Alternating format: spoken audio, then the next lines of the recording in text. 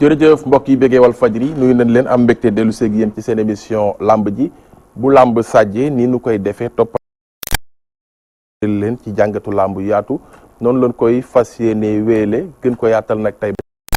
yoo xamante ni ndaanaan ñu lamb xam la nu ñuy béggal waa lamb saa su ne waaye bala nu ciy gën a sori dañuy nuyu ñëpp ci biir nuyoo bi ñuy dellu di ci jiital kilifa diine ak kilifa aada yi di sàkku seen ñaan ci réew mi ndax soo duggee ci gaal bëgg a mucc da nga naan yàlla na gaal gi mucc kon sunu gaal gi borom bi yàlla na ko dëkkee sàmmal boppam ba mu dëkkee jow ci géejug bànneex bu ànd ak mbeex mu sedd tëdd lor mbokk yi ñi nga xam ni ñoo feebar ni ci kër yi ñi feebar ni ci hôpitaux yi ñu leen di bàyyi xel borom bi yàlla na leen boole fëgg seen bopp ñi nga xam ni caabi daf leen féete ginnaaw borom bi yàlla na seen wéttal taxawu leen ba nu génn fa ak jàmm sunu mbokku émigré wéy daani doole ñoom it fàttewuñ leen ak fépp fu nu mën a ne ndegam teraanga leen tax a jóg borom bi yàlla na leen teralal boppam bala nuy gën a sori maa ngi fi ak Vieux Mbaye maa ngi lay nuyu Pape Alioune Mbaye maa ngi lay fay Mbaye Tarba sama doomu nday xale bu yaru xale bu neex liggéeyal ñoo ngi nuyu mbokk téléspectateurs yi ñi nga xam ni dañuy saxoo chaque dimanche ngeen jàkkaarloog seen télé bu mag bi di rajo télé seen émission bu mag bi di émission lamb ji léegi Pape Alioune dañ ko synchroniser ak rajo bi actuellement mën ngeen seetaan mën ngeen ñu déglu ci 93.6 ci rajo bi en direct la Pape Alioune Mbaye ñoo ngi nuyu ñëpp waaye di jiital nuyu suñu président directeur général comme ni ma koy waxee naan ko alaaji Souka Mbaye di ko wax muy le président de la République comme annonce bi rek votre fierté notre fidélité seen colère rek mooy suñu mbégte waaye Pape Alioune Mbaye tey la tey suba la explication bi lu tax ma ne la tey dañoo indi ñu mën a wax dëgg ak ku mën a wax dëgg si mbër ki ëpp victoire si arène bi muy Boy Kaïré indi waat kan le grand Kona indi waat kan xale bi nga xam ni bu tëggee Parcelles Assainies yuuxu muy Maguette Gueye tey nag Pape Alioune Mbaye ñu indiwaat tamit suñu ndaanaan bu mag bi jóge ba Thiès nga xam ni man moo may daaneel bu wayee rek ñëpp kontaan waaye Pape Alioune balaa mu ñuy njëkk commencé dama la bëgg ñaan benn affaire rek ndax sama rakk nga lu ma la mus a ñaan nga may ma ko avec la complicité de Cheikh Tidiane Ndiaye may ma mbaara bukki ku ci xamul mbaar dégg nga mbaara bukki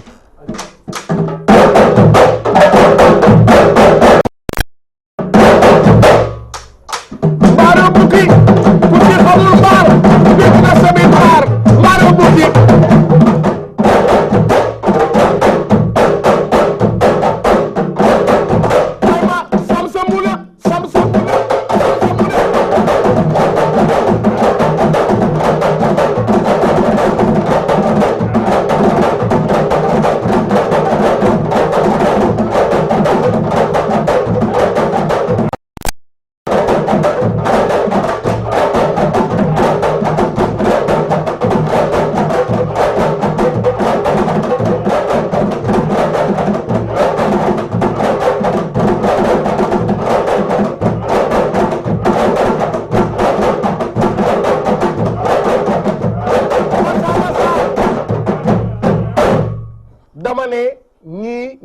kër Pape Malick Gueye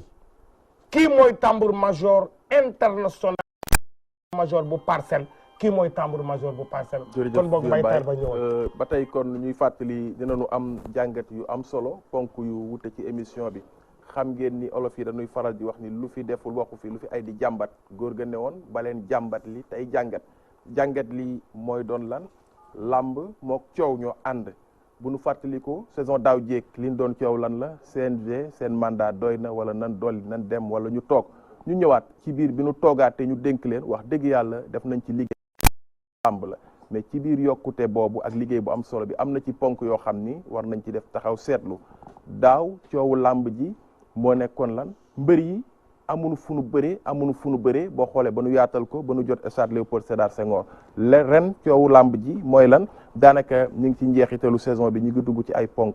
dagg bi ci mbër yi muy jur yeneen coow dem ba kaddu yaa ngi ñagas ba muy jur kaddu yoo xam ni ñu ngi juyatloo bokk na ci li tax ñu daral Boy Kayré nag xam ni moo di kuréelu mbër yi moom moo ci nekk kon seen président d'honneur Suma Ndiaye Kayré ñu ngi lay nuyu. Pape Alé ñu ngi lay fay. di la jox sa cër sa wàccuwaay di jégalu waxtu yi bu baax a baax si Seydina Muhammad sallallahu alayhi wa sallam. tey ji am nañu mbégte lool bokk ak yow plateau. parce que à chaque fois rek dama koy wax yow da nga di koo xam ne ku neex a bokkal plateau nga. ngir yar gi ak teggin gi. te àdduna loolu rek moo am solo ci àdduna. sëñ Sidou Mokhtar yal na ko yàlla yërëm yokk ay leeram loolu la waxoon. àdduna ñaara ngeen yu am solo boo yaroo di nga yor dara boo tegginul doo tekki dara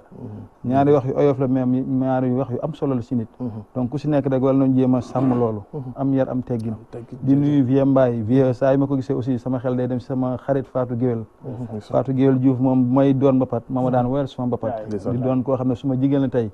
xëy na gëj nañu gisee lool mais maa ngi koy ziar di ko nuyu baax a baax ndeysaan di nuyu kii sama doom muy Kona aussi Kona di xale boo xam ne xosi bokk na si révélation yi bokk na si nga xam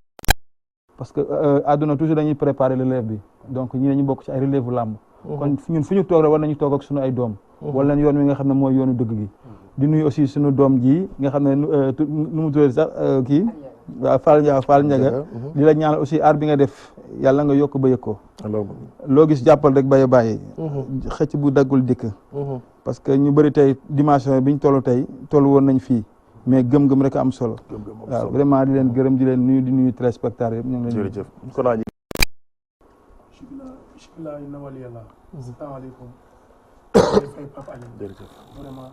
yow sunu bu baax na bu ñu développé yàgg nañ la envoyé message di la félicité ngir lu rafet li ngay liggéey kon donc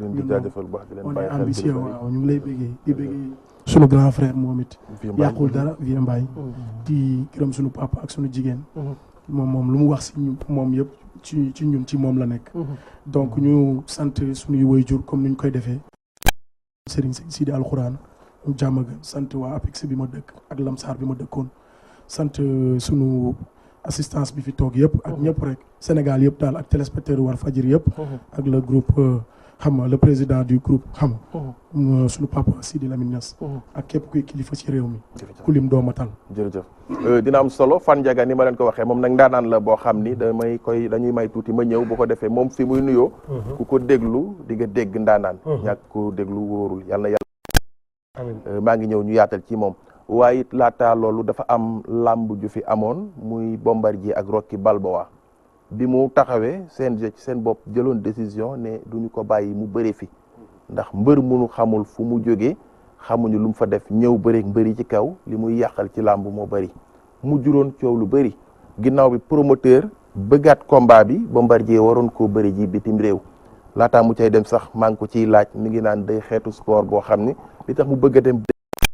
amee ndam ngir mu mën a ubbil yeneen rakkam yi nga xamante ni ñoo fi ne ay buntu ngir ñu mën a dem di ko bëri ji kon Bombardier dañuy xool li mu ñu ci tënkaloon ak ni mu bëree Rocky Balboa ñu ñëw soog a wéy ak Fan Ndiaga mbokk yi. fii mooy Walfadjri de. champion maa ngi lay nuyu. Pape Alé maa ngi lay fay. tey jógi sa dëkk làmb am fi. waaw làmb am suñu dëkk tey muy combat bu mag suñu dëkk bu ñu soxlaa lépp lu ñu jàppoon dañ koy bàyyi ñëw teew. Jaw sama xarit la ki war a bëree grand combat bi di Jaata Diop sama poulain la sa si man kon wax dëgg yàlla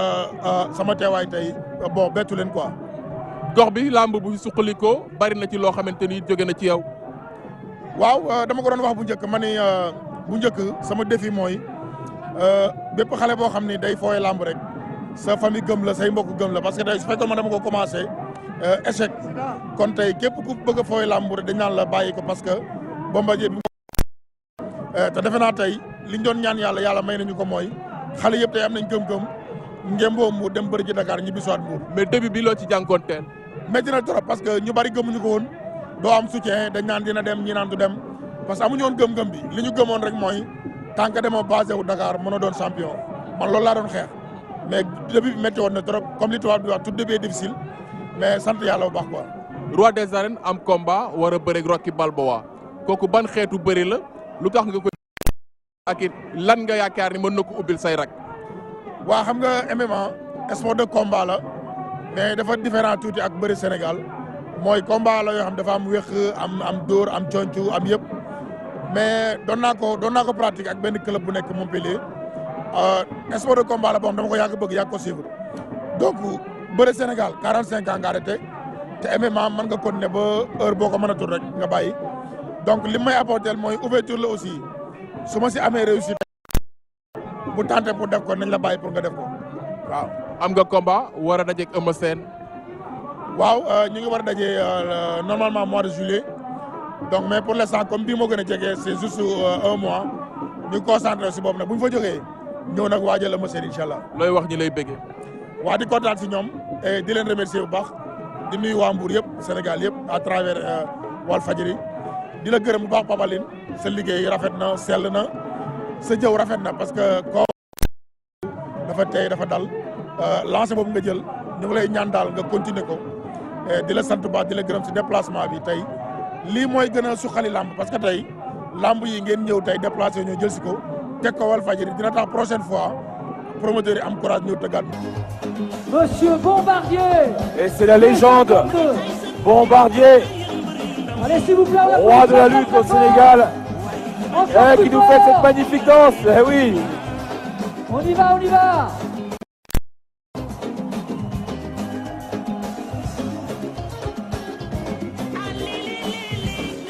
Extraordinaire.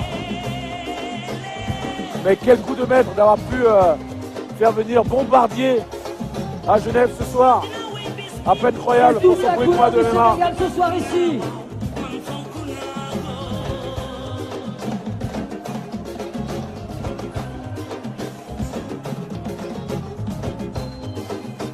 Ce garçon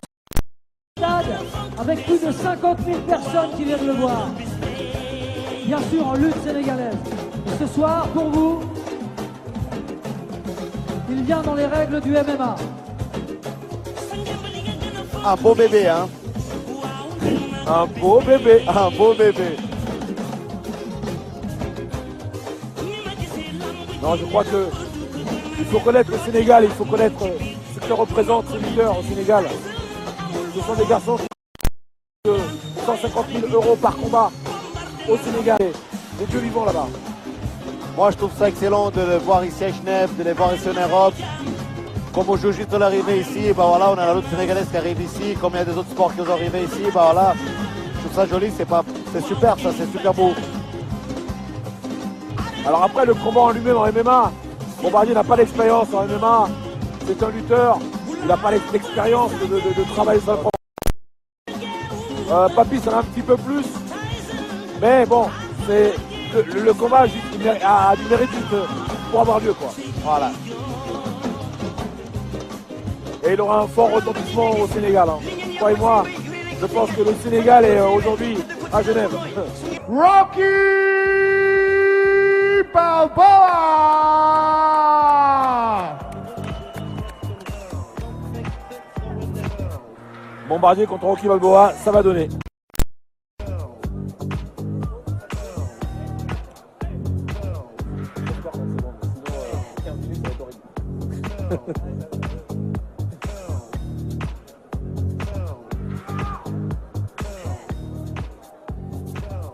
Et Patrick de Caro pour arbitrer cette rencontre.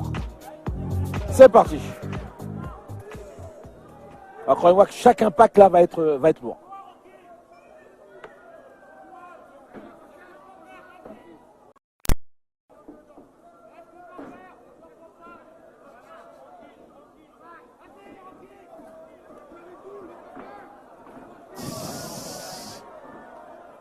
Wow, en tout cas, c'est parti tout de suite. Ah ouais, tout de suite. Ah ouais, tout de suite. Ils ont la moins d'agilité que les poids des autres catégories. Ouais, des par autres contre, catégories la pression. Et la pression, c'est Je sais énorme. pas si la cage va résister. Hein. C'est ça que je me demande aussi. Au-dessus de Rocky Balboa. Et j'aimerais pas être en dessous, je te le dis tout de suite. Hein, Ah ouais. Je suis très bien ici. Ouais, moi, je suis d'accord avec toi.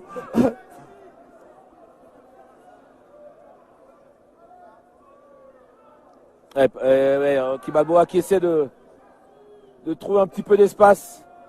Et Bombardier qui prend la Bombardier montée. qui prend la montée.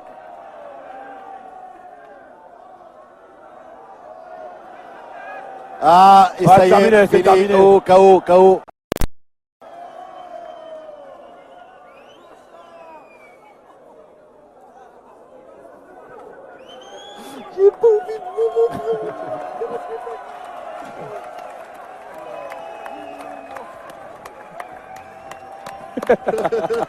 Il est extraordinaire. Il est extraordinaire. Aïe. Il est extraordinaire. C'est impressionnant, qu'est-ce que je viens de voir. jërëjëf waari ji Cheikh Tidiane Ndiaye kon mi ngi noonu Balboa Bombardier muy loo xam ni jàngatu làmb la man nag li taxoon ma bëgg ñu indi ko def ci taxaw seetlu ñi ñu dénk làmb nañu gën a jël seen responsabilité gën a jox làmb cër parce que Balboa mii man bi mu ñëwee des nit woo na ma ne Balboa day conférence de presse ñëw leen mais bu ñu demoon lan la ñuy wax kon fi mu jaar ba am staff de com day conférence de presse am na ñu koy coordonné loolu ñu faveur boobu ñu ko jox bàyyi xale yi nga xam ni ñoo ngi ci bëre kese yu ndaw xale yi nga xam ni ñoo dëkk ci banlieue bi di yéeg ci kaw kaar yi di quête pour mobiliser làmb su mu bëggee mu dem nañu ci dara jaal ñi nga xam ni ñoo ciy sonn ndax ñu am ci dara Balboa lu mu indi gisuma ko mu léewtoo lu mu def Bombardier mbaar mu dem xaar ko ca wet ga daja naag moom wàcc daanoo ci gën a gaaw mi ngi noonu kon nañuy jàngataat daal yu bari ci làmb moom nag doomu Sénégal la lu mu ne it yàlla na ko ci yàlla may ndam waaye it Bombardier roi des arènes man jàpp naa ni yéen ku dul Balboa ndax genre Balboa yi it bëreeg ñoom sax risque gi dafa bari Vieux Mbaye loo ci dolli laataa ñuy yaatal. damay souligner benn paragraphe bu am solo. ndax CNG yenn saa yi ma balaame leen mais yenn saa yi ñu doxal fulla. fulla bi mooy lan Rocky Balboa xamuñu ko fenn. Suisse la doon bëri di ñëw. wax na ba convaincre Sénégalais yi ba ñëpp ba mu am fi tur am fi benn de ko susciter te c'est pas un lutteur xoolal li mu wane nii Rocky Balboa yaa ñu rusloo Rocky Balboa yaa rusloo Sénégal ndekete yow bu Rocky Balboa doo dara fa dara yam laa ilaha illallah lii nag ñu naroon ko jox Bombardier fii sans gant kon Bombardier da ngay rey doomu aadama ah am na solo mais lu nañu gën a waxante yaatal dëgg nag Pape Alioune damay def maa ngi reetoon la waa Sénégal mais li may wax ñëpp xam ne li may wax ni dëgg la Rocky Balboa ndekete yow munoo sax Vieux Mbaye nii jërëjëf am na solo ñu gën a yaatal léegi nag kii dañuy bàyyi Fat Ndiaga bu ko defee mu dugal ñu ci pencum làmb tuuti ñu soog a ñëw ci sunu ndijaay Kayre ak Kona ñoom it ñu waxtaan li nga xamante ni moo leen tax a jóg ak li nu sumba Fat Ndiaga dama lay bàyyeeg ndaanaan yooyu ñu gunge la Maguette Gueye ngi noonu Pape Malick Gueye moom it comme ñu koy nuyu moo ko waa groupe sa yaay bëgg sa yaay waaw muy ndaanaan boo xam ni kii mooy borom Hollande démb asalaamaaleykum Pa Alioune salaam ñu ngi lay nuyu maa ngi lay nuyu ndeysaan ñu ngi lay fay bu baax di nuyu Zo di nuyu tamit sama caamin ñi di nuyu sama papa Boy Kayre ndeysaan di nuyu ñëpp di nuyu waa Thiès kaay di nuyu sama papa Pape Thioune Ndiaye di nuyu sama yaay man daal maa ngi nuyu ñëpp di nuyu tamit sama doom jee Seydou Mbaye jéeri ngoone ak Malo be Samba nga xam ne fu ma nekk rek ma nga fa ndeysaan maa ngi nuyu ñëpp nag bàyyiwuma kenn maa ngi nuyu ñi ne ci làmb ji dëgg la mën bees lool moom it mi ngi def lu am solo Thiès ak Boy Niang numéro 2 sotti di nuyu Boy Niang ma rakk la nu di nuyu sama gore nag Bombardier ndax ndeysaan démb dafa def lu rëy ndeysaan te Pa Alioune kooku daf maa bëgg piir dëgg neexul dëgg la nga dem ak Waly Njaay guy gënis naay kuy doon ma samba guy gënis naay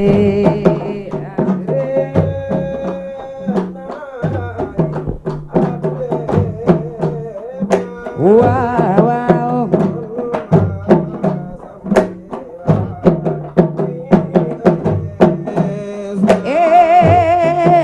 kuy doon ma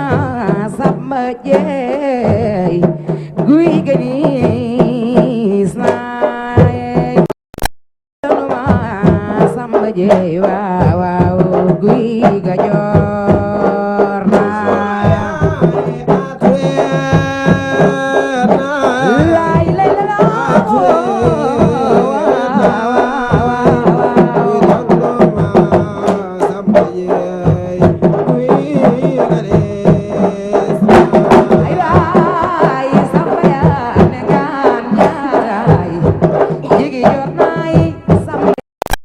Njaay jigi jorna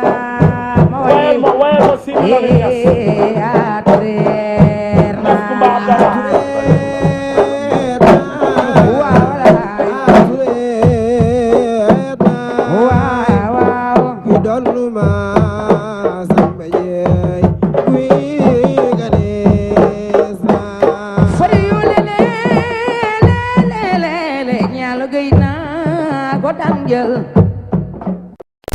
Sidi Lamine Niass dama lay way Niass Kumba Abdallah man de dama lay way li ñuy topp doomu Garmi yaa ngi ci yow tey la Samba yaa ne gaan Njaay mbay Paap Alit Mbay veeb mbay man de suma lay way dama lay way ci sa mag ju baax ja mooy El Hadj Samba Siriya ma kooko doyloo Serigne Babacar Sy Malick Alaaji Basa Sambay baayam man de dama lay looley kookoy Siriyaama Alaaji Basa Sambay baayam man de nama naa la fari yoo leele ñaalo gay naa ko daan jël ay waaye kon Samba yaa ne gaan Njaay yigi jor naay Samba yaa ne gaan Njaay yigi jor naa ma way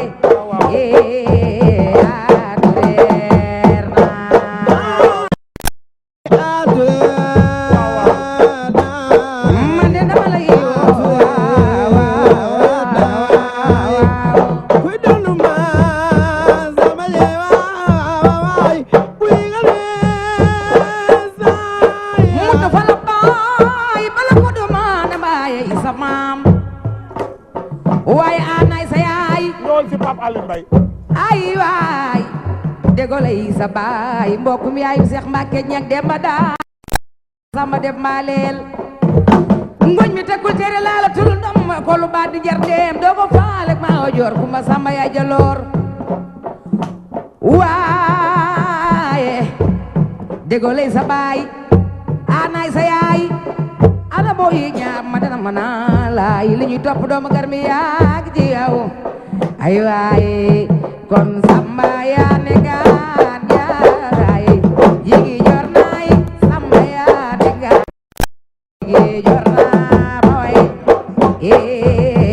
atureer naa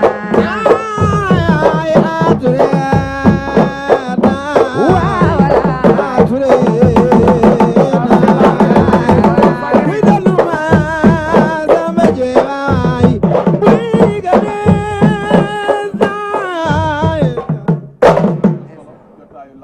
dina gën a yaatu dañ koy def rek jeexaat fa fore pepp delloo fa sa loxo Fat Ndiaga ñëwaat ñu ñëw ci Kayre est-ce que xam nga ni pinton fukk ak juróom ak shawarma bokkul xam nga loolu pinton fukk ak juróom lay jar shawarma 1200 francs lay jar fii mooy la radio télévision Walfadjri jërëjëf duñ la laaj paas duñ la laaj xaalis duñ la laaj dërëm dañuy ñëw defar la wane la ba Sénégal yëpp xam la booy dem sax boo moytul ñun ñoo lay jox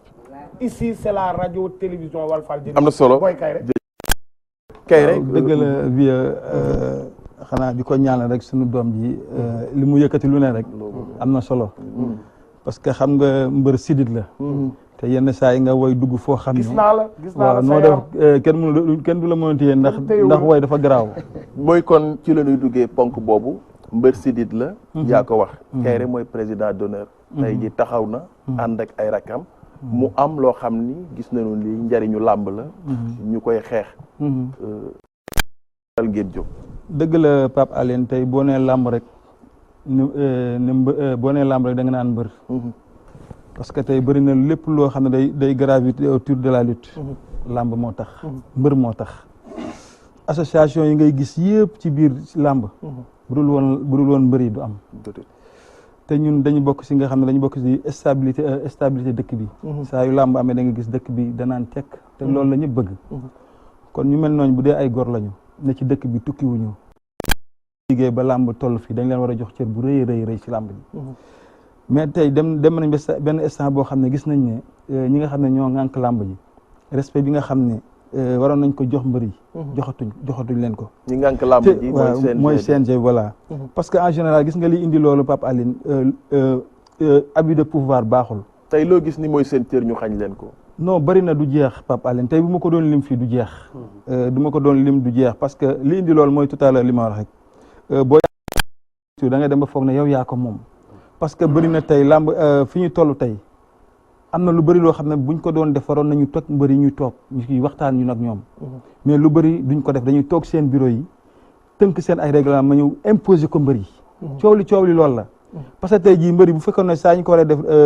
jox nañu tër ñu toog kon dagg bi nga xam ne dañ koy dagg mbër yi kon loolu du am parce que lépp mbër yee koy si biir tey jii ñoom ñi toog foofu yor kuréel gi bu doon mos nañu takk ngemb dina def lu garaaw a garaaw ci mbër yi te ñun tey jii du suñu devoir ñu toog gis lii ñu koy teg mbër yi ñu croiser les bras te loolu dafa war a jeex ñu nag ñoom parce que cette fois-ci li ñu fas yéene jëflanteeg ñoom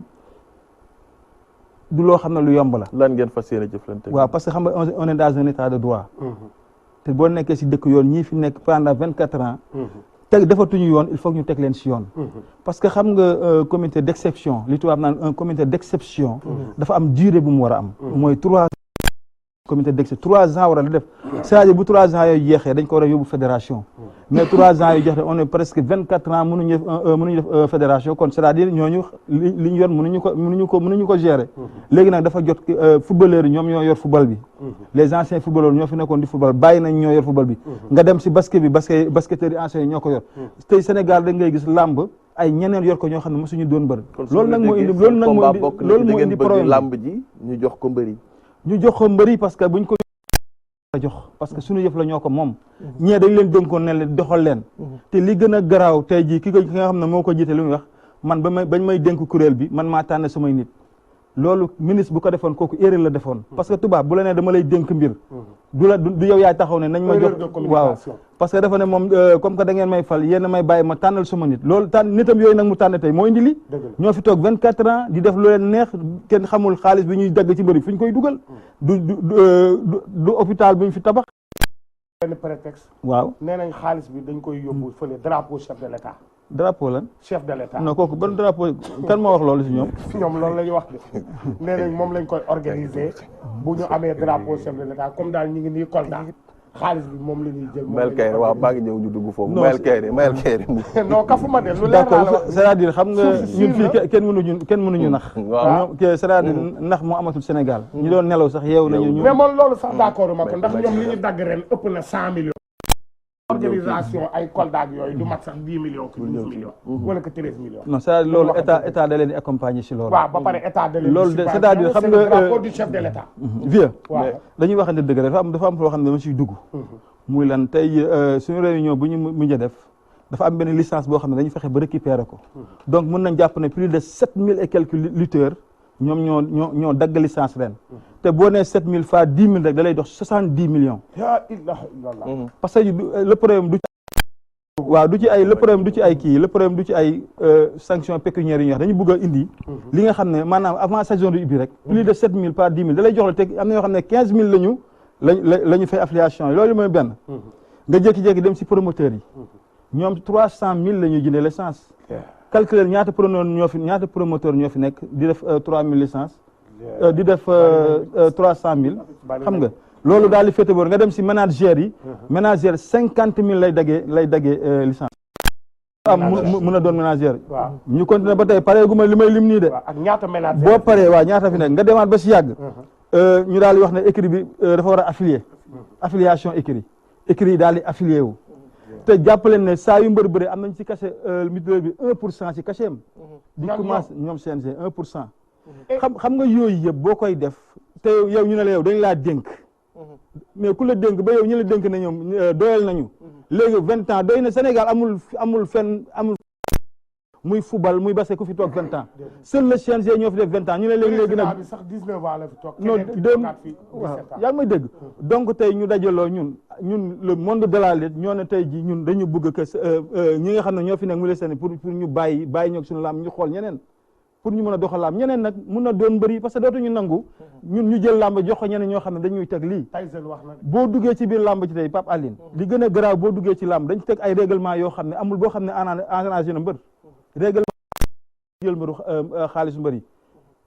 am na loo xam ne bu la ko règlement may ngor wala la ko may parce que lu mel ni Lac de Guiers 2 lu mel ni kii ay combat ay Eumeu Sène giri ay combat yoo xam ne tey ji mbër yi dañoo bëri dañ leen waroon na ñoom tey décorer ngir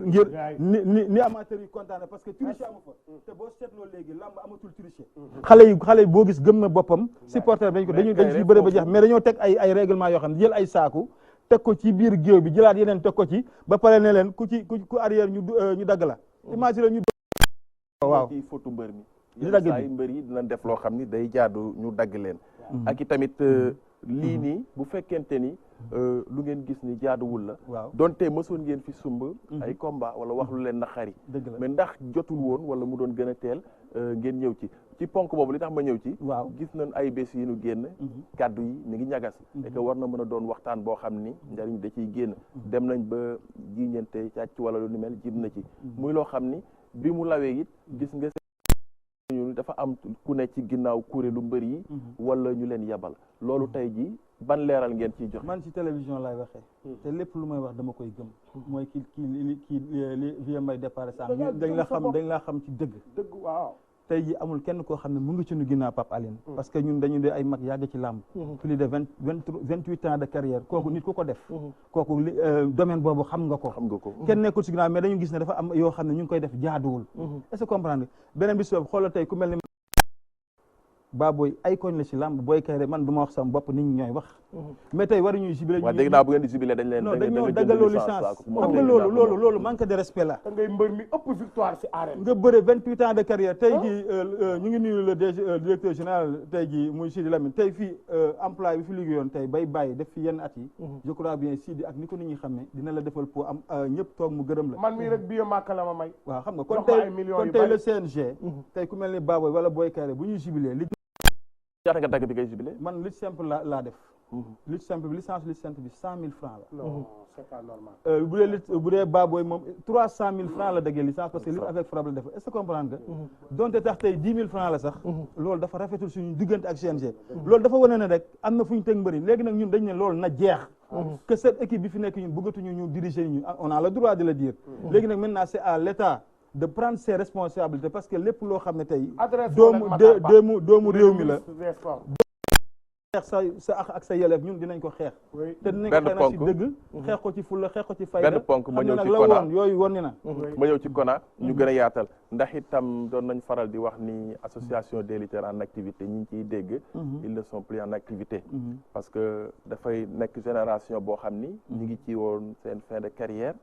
di suqali seen i rakk ngir ñu ñëw muy combat boo xam ne bi yoon bu ñuy seetlu da ngeen ko yaatal mbër yi ne en activité ak seen rakk yi ne ci suuf Kona foofu yow it mbër nga ànd ak say mag ngeen di liggéey lu ni mel jéego yi lan la waaw Pape Aline ñoo ngi lay kontaanee waat di la siyaar question bi am na solo di rafetlu suñu intervention papa rafetlu nañ ko donc ñun dañu jiite ñun ay ndaw lañu ñu ngi nuyu suñu président Khadim Gadiaga ak le secrétaire général Balla Diouf xam nga tant d'autres ñu fa nekk ku lim doo matal ñu ngi ziar ñëpp rek ak Lassana grand bi mooy donc lii dafa nekk loo xam ne nekkatul les lutteurs en activité nekkatul question wu lutteur en activité Pape Alioune c'est juste dafa nekk benn collectif boo xam ne dañ ko créer pour défendre l'intérêt de la lutte c'est un collectif parce que bu ñu nee association des lutteurs en activité suma Papa Kayre il est exclu bokkatul donc li tax ñun ñu dindi loolu parce que CNG bi aussi foofu la ñu doon képp ci coin Papa Kayre bu buggee wax wala Papa Tafa Gueye ñu ne ko tu n'es plus en activité mais si il n'est plus en activité dafa bay waaram ci mbir yi war nañ ko mutuel boo xam ne dañ parce que tamit le respect est réciproque il faut le CNG mu jox ñu respect parce que mënoo di laaj nit ki respect te yow joxuloo ko respect dañu soxla un respect mutuel entre nous parce que tey yéen fexe ngeen ba Sidi Lamine jox na leen cër gu nga xamante ni tey ragaloo leen ko donc njiit dafa war a mel noonu ñii lu ñuy def mooy lan dañu ñëw taxaw ngir défendre intérêt ñun bëri ndaw yi parce que tey du sanction pécuniaire bi kese dagg xaalis bi non c'est plus profond que ça parce que tey li gën a graaw mooy nga jiite ay nit damay jël un exemple wax nañ fi dañuy def jumbaxu dañuy dindi jumbaxu mbër yi xam nga tey loolu ku mel ni Bébé Saloum par exemple bëree ba nekk daanaka en fin de carrière am yëpp mu ngi ko bëri dem ba benn année je ne sais pas dañu yor seen benn matériel bu ko essayé je ne sais pas ñu ne mbër bu am jumbax dootoo bëri lan moo xew léegi ñu ne duñ ko def yenn mbër yi génn tey Sidi Lamine tey par exemple quoi fii bu fi amee seen employé boo xam ne am na lu ko metti mais defe naa yéen ñëpp da ngeen war a am lu leen positif buy koy xeex da ngeen ko war a ànd xeex la ko donc y a certains lutteurs mën naa jël exemple ci ku mel ni Siteu jóg ndeysaan bëgg a yërmande mu ne Bébé Saloum nañ ko war a bàyyi mu bëre ndax soutien de famille la jumba xam bi moom la bëree ay ati at nañ ko bàyyi mais dañ ko convoqué dañ ko wóolu ne ko tu n'as qu'à te taire mais lu xew dans quel pays sommes-nous il faut aussi on ose dire la vérité te dëgg nag moo mag ñëpp su ma papa Kéré mag la bi rek mooy wax dëgg chaque jour xale bi su waxee dañ ko war a dóor non loolu du demalul àdduna te l'islam aussi doxalul noonu donc Siteu bi mu génnee wax il a parfaitement raison war na défendre li tax ma ñëw ci loolu c'est pas que ñun sanction pécuniaire yi parce que Alioune Sarr dégg naa ko je l'écoute bien dama koy déglu il doit savoir que ni sunu papa la on n'a pas de problème personnel avec lui. Non, attends, c'est très pertinent il faut ñu dégloonte parce que émission bi dafa naan am innovation bu grave tey am na ñu koy déglu dañu war a déglu ñu comme doit nous donner du respect parce que tey jii on n'a pas de problème avec sa personne lui Alioune Sarr et consort non on a le problème avec son système sa façon de faire c'est ça qui nous dérange parce que mais yéen mbër yu ndaw yi yenn saa yi désordre day am ci làmb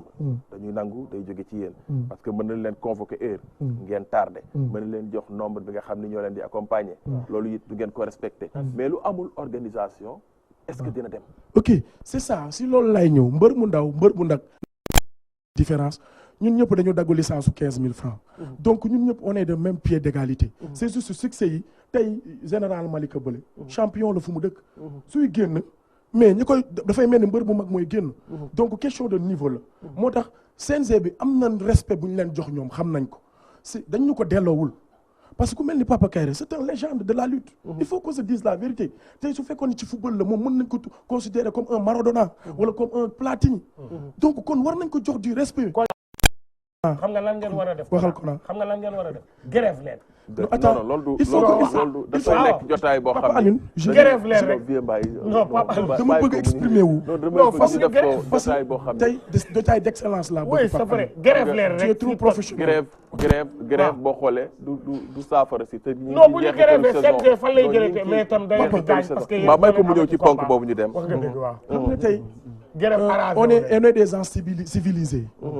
on a créé quelque chose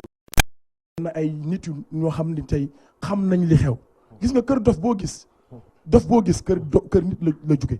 CNG bi loolu la war a xam on n'est pas fou mbër yi dofuñu li ngay waxee rek non c'est juste li ma bëgg mooy intellectuel c'est un comportement c'est pas quelque chose boo xam da ngay sol costume wala nga yor ay diplôme tu es un intellectuel Pape Alioune Mbaye c'est un intellectuel dans ce qu'il fait parce que savoir-faire la kon donc Pape Alioune Sarr c'était juste d'exprimer ne on n'a pas de problème avec sa personne xaaral ma daaneel Pape Alioune ngir yàlla rek c'est très important xam nga on n'a pas de problème avec sa personne on a de problème avec sa système bi muy demee parce que mënoo di yor ay nit nga ni ñoom amoo wax ak ñoom boo dégloo bu fekkee yaa ngi suivre actualité fan yi def na ay démarches def na ay sorties ñu ne ko le président ñu ngi dégg mbër yi di casse sur défalcation beeg xaalis bi ñu leen di dagg ak c'est-à-dire c'est que mu ne yëguma ko sax parce que j'ai trop de choses à faire que d'écouter des conneries et kon il pense que nous on dit des conneries et donc enfin c'est nous qui ñun ñoo tax muy exister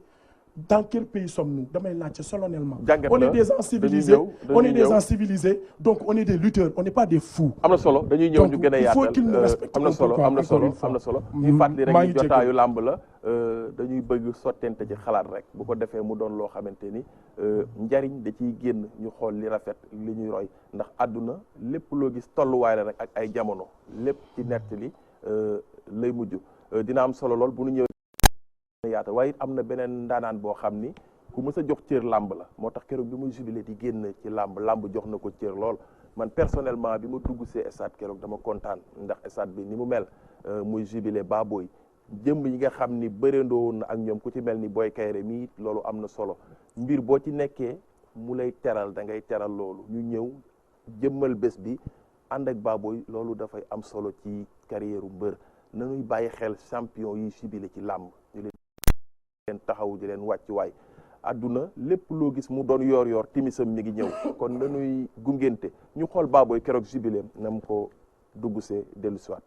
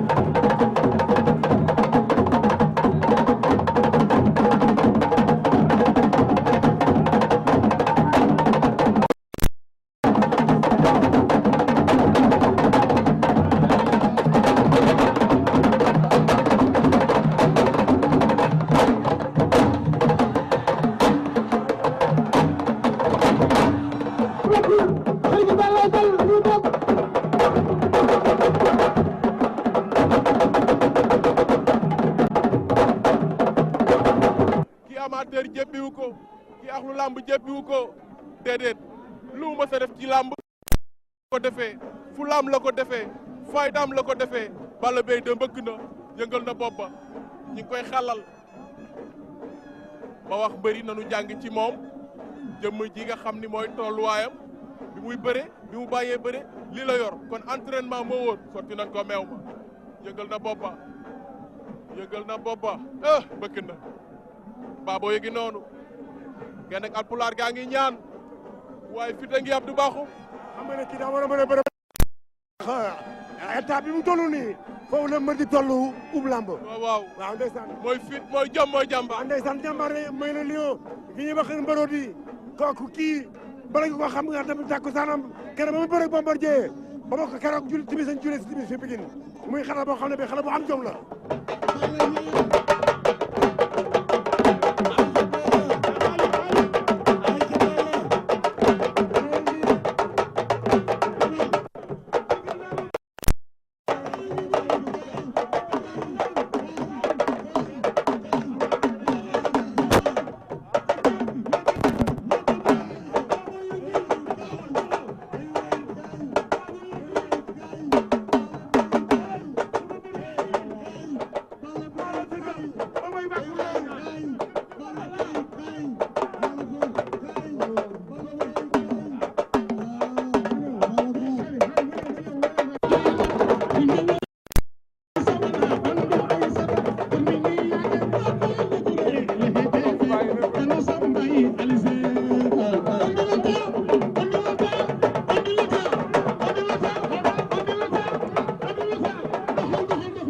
yàlla di gërëm ñëpp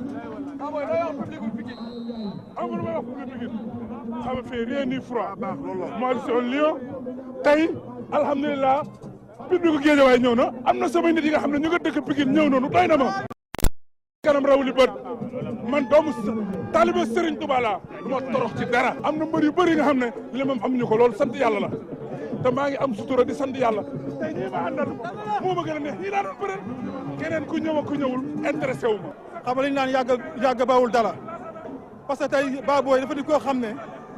dafa amul lu mu deful si làmb Baboy yéen fekkee ngeen ko yàlla def ne maa ngi moom bëri na ñaari yoon mais da nga xam ne jàmbaar dëgg la parce que bësam da ciy def fu la ba mot sëkk. exemple la pour la jeunesse Baboy boo ko xoolee mos du naani ay doom Baboy du jël ay protéines Baboy du pikiru kon nga xam ne Baboy koo xam ne tey ba tey may wax ak yow nii ah li naa mi te nangu nañ ne Baboy mënoon na bëre ba 50 ans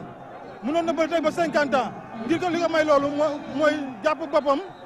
gëm boppam liggéey moo tax tey ñu ñëw ci bis bi gunge ko jàppale ko xam ne daal vraiment nit koo xam ne mérité na ñu ñëw jàppale ko gunge ko. Issa Pouye door na gauche droite bébé Issa Pouye Babou Naar jël na ko na jógaat na mboot na Babou Naar rëpp na jóge ca suuf journée jubilé Baboy la ndeysaan takkusaanu lamb gu mag champion boobu nga xam ni moo doon takkee Pikine jóge écurie Alpulaar jël na ko Issa Pouye jël na ko Babou Naar bañ na Issa Pouye jël na ko Babou Naar bañ na rasu na ba rëpp Babou Naar moo ko tiim dóor noonu Babou Naar ko tiim Babou Naar moo ko tiim ak combat ba jeex na.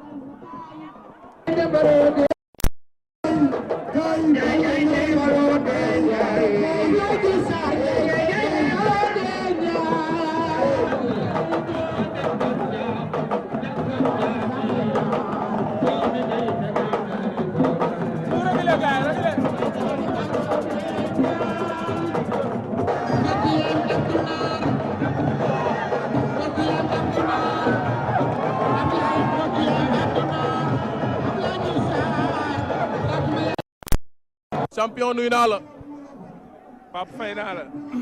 nga ñëw ci géew buñ la sopp géew boo xam ni saa yoo fi duggee dañ la ciy bëggee. dëgg la moos ñu ngi sant yàlla bu baax julli si yonent bi sallallahu alayhi wa sallam gërëm suñu waajur ak suñu sëriñ Maolana Cheikh Ibrahim comme ni nga ko waxee di am contentement trop teew fii tey parce que tey bés bu spécial la si ñun parce que bésu Baboy la parce que Baboy ku ko wax Pikine te ku wax Pikine wax pikinité aussi Baboy ñun suñ kilifa la xam nga suñ mag la parce que 93 la commencé bëre et moo xàll yoon bi moo wane yoon bi ñun ñu topp ci en 95 xam nga kon tey liñ ko doon ñaanal yàlla moom la ko suñ borom fay parce que mbir da ngay ñaan yàlla dugg ci bismillahi rahmaani rahim génn seeg alhamdulilahi rabbil alamin je pense que moo waral suñ teewaay parce que tey c'est un grand jour waaw. da nga bokk ci làmb am ci cër gaañi di la bàyyi xel ñu gëj la gis maa ci lu mu ne. waaw sant yàlla. xam nga maa ngi sama ruux toog jàpp sama ñaaw. waaw dégg nga nee na nam nañ la. waaw man maa leen raw. làmb ji fi mu toll ban jàngat nga ci def. waaw bon je pense que comme ni ñu doon wax rek xam nga àdduna moom lépp c'est une continuité. waaw parce que tamit génération Moustapha Guèye moo fi nekkoon et suñ génération ñëw am lu ñu wane. et beneen génération bi aussi tamit je pense que ñu ngi béy seen waar mais dafay laaj aussi rek ñu encadrer leen waaw ba tax na aussi xam naa ne du ñàkk am ñu ngi siy réfléchir xam nga le moment venu incha allah dinañ ci waxtaan ak ñëpp ñu ngi ko seqal incha allah. li nga def ci làmb yokk ci lu bëri gën a fësal turu Kaolack gën a wane turu Pikine livre bi nga yor ndaanaan bi ko bind muy ndongolo moom it def la lu bari ci li mu doon yëngu. waaw xam nga li may wax rek xam nga dañ doon faral di wax ne. Ndongolo en fait c'est un messager xam nga bul faale li may wax du écurie mais c'est une philosophie de la vie kii tey soo dégloo kasetam day mel ni mi ngi dund loolu yëpp xam sa métier def ko ak xol parce que lu jógee ci xol rek ci xol lay dellu et yàlla dimbale woon na ko foofu la tolloon ci jaamu yàlla yi xam nga ba tax na aussi suñ ko bind les livres parce que comme on dit rek et les paroles s'envolent mais les écritures restent ba tax na aussi tamit lii initiative bu ñu rafetlu la di si félicité Déthié et di ñaan yàlla aussi ñëpp jàppale ko ci par rapport ak livre bi parce que comme lu tubaab di wax day am ay royalties pour sa famille et kenn ku nekk su si luñ ci bëgg dinañ ko si am incha allah.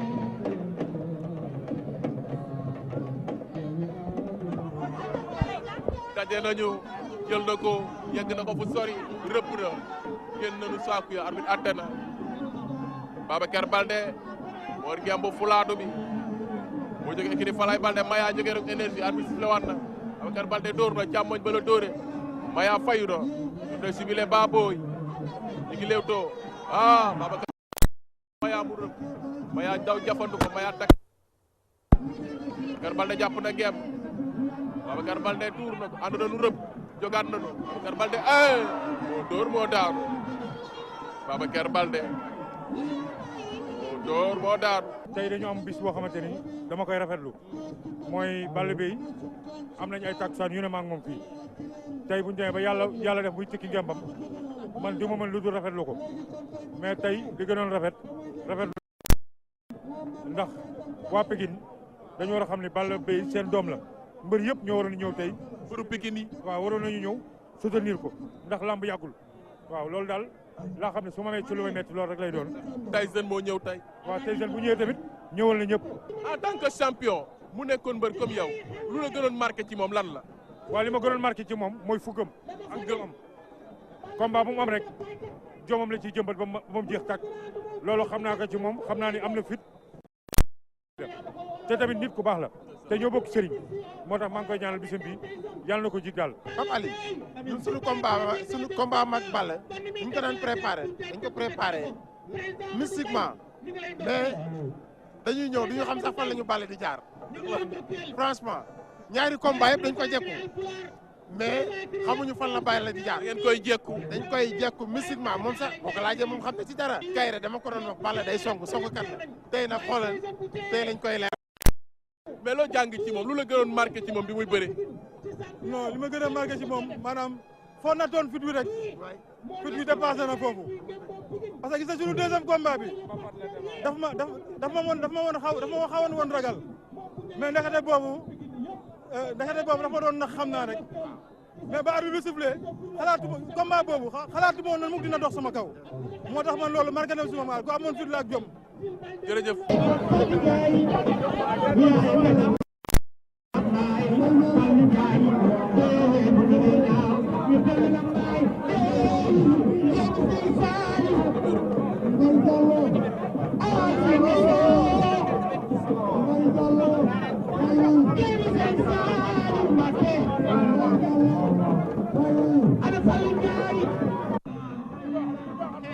Sër Abdou Bakhoum tafante ak Baboy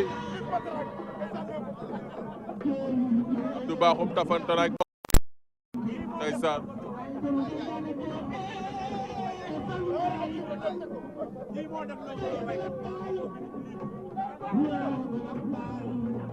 arbitre baa ngi wax ak ñoom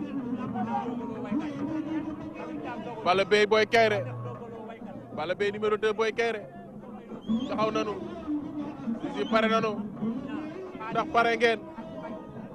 Balla Beye pare na Boy Kaïré pare na arbitre sifflé na ñi ngi Leewtoo mbal wax sili Nabou Yandane ñi ngi lay nuyu